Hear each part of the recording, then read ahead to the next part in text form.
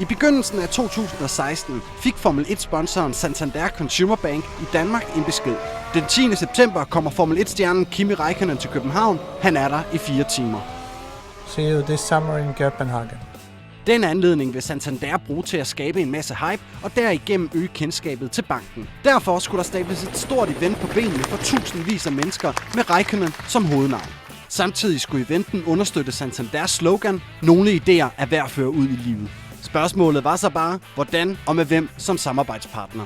Santanders mediebureau MEC briefede en række mulige samarbejdspartnere på en konceptidé.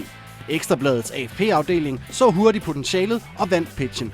Ideen var at producere en webisode-serie med 3 ingredienser: kendiser, racing og gode idéer. Konceptet kaldte vi Race the Money.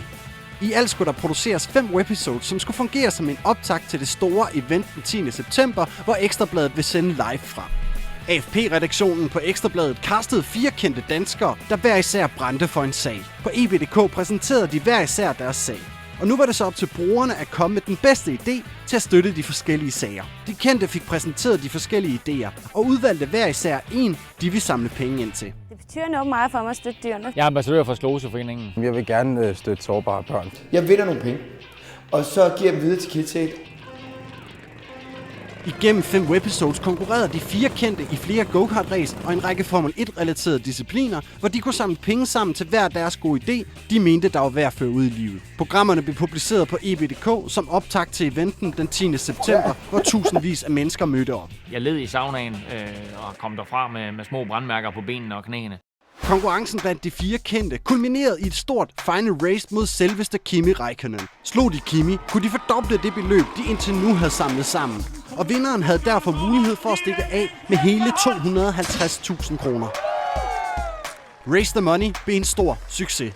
Programmerne blev på EB.dk set af mere end 340.000 brugere, og vores brugere viste også deres engagement gennem de sociale medier. Santander Consumer Bank er også tilfredse med samarbejdet. Nordic Marketing Director Jeppe Lauritsen siger følgende: hele konceptet bygger jo på vores kommunikationsplatform. Nogle idéer er værd at føre ud i livet. Vi tror på, at vores kunder og potentielle kunder synes, det er sjovere, hvis vi i stedet for traditionel markedsføring laver noget, der er reelt underholdende og involverende. De trafiktal, vi har set fra EB.dk, er rigtig positive.